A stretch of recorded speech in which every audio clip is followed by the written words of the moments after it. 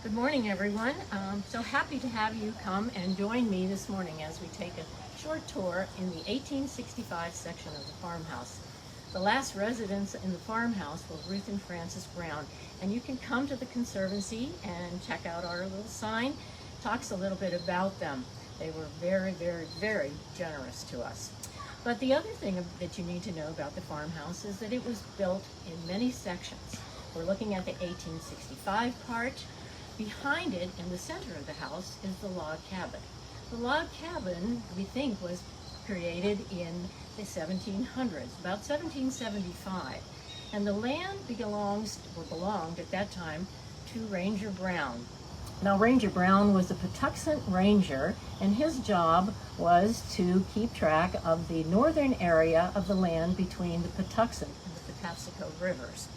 So if you are interested at all in the log cabin section, then you could take a walk on the left side of the farmhouse and you'll be able to see some of the logs through the viewing window. Please walk to the center area, look behind the boxwood bushes, and you will see the window there. You're welcome to go as close as you like to the viewing window. Now, behind the log cabin is another addition, and that addition, we believe, the most modern part, was created in the 1950s. But if you would like to see inside, join me now. We're going into the foyer.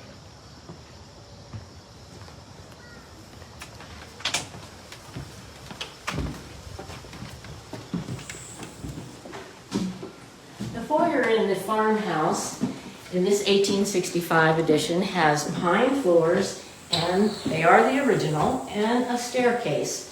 Now, one unique feature here is there is a bathroom tucked underneath the staircase. The Brown family did not have indoor plumbing until the 1950s. So there is an outhouse behind the farmhouse if you want to investigate that. Our parlor has some unique items in it also. You'll notice the buffet that we have here. This actually belonged to the Brown family. It was built in Ellicott City by a cabinet maker by the name of Bernard Fort, and it is on loan from the Howard County Historical Society at this time. We're so happy to have it back into the house. Originally, we saw that it was located in the log cabin because the log cabin section was a dining room at one point, and currently it is the living room for the caretaker and his family. We also have a beautiful mantel and fireplace around here.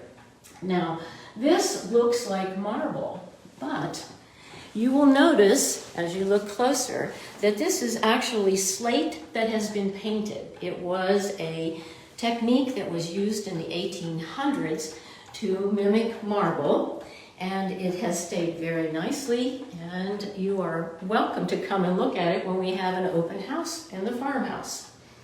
Also, on the wall, you will notice that there is a wood strip that goes around. That's called a picture rail.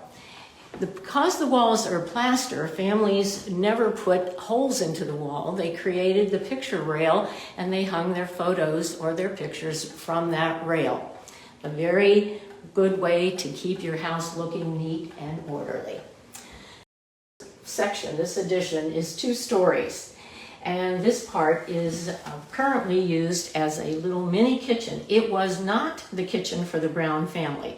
It was used as a utility and a laundry room. Now keep in mind, their water had to be carried from the well pump into this room to be able to do the laundry. So we have a wringer and a washboard set up just to give you the effect of how life would have been. The kitchenette. Let's take a walk up the stairs now. Now, the most recent occupant of this bedroom was Samuel Brown. Samuel was the brother of Ruth and Francis. So we, the History Committee, have decided to create this into a men's room. We found a rope bed. So we have created what we would have at that time period. We also have a candle stand, some old glasses. Our washstand has a pitcher and bowl because, of course, with no indoor plumbing, everything was done in this style. Shaving brush, shaving soap, and a little mirror to accommodate morning time. Very small dresser, some hooked rugs, and of course, since we didn't want to go out to the outhouse in the late at night, we have a chamber pot and a foot warmer. No heat in the house, no central heating, just from the fireplaces, and you'll notice there's not a fireplace in this room. Next stop is a larger bedroom. Now, we make the assumption that Ruth and Frances Brown used this as their bedroom, but the second floor of the log cabin is also a bedroom, and the back addition has a bedroom also on the top floor, so we're not sure which rooms were used by which family members.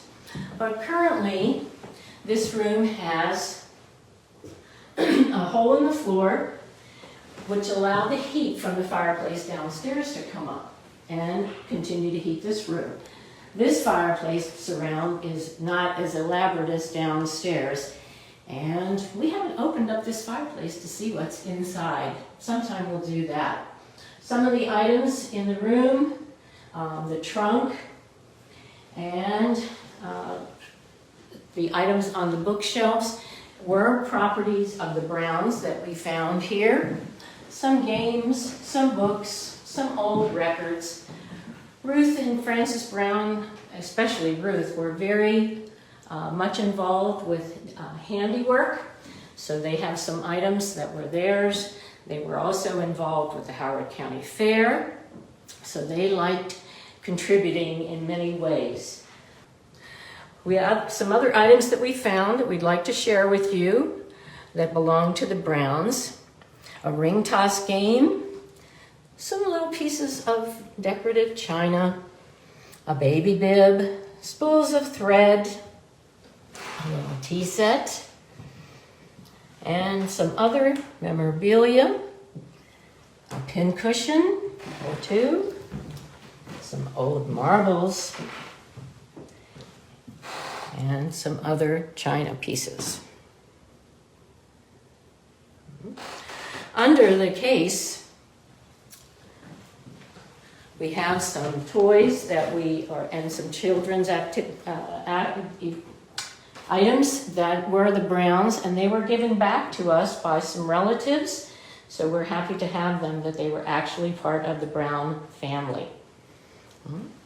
On the table, we have some items because at our last fall festival, we encouraged children to come and have some hands-on activities. So we had marbles and a farm set, Jacob's ladder, build your own log cabin, and the little cradle underneath the window is not a piece of the Brown property. It was donated by one of our volunteers. I'd like to introduce you to the Browns.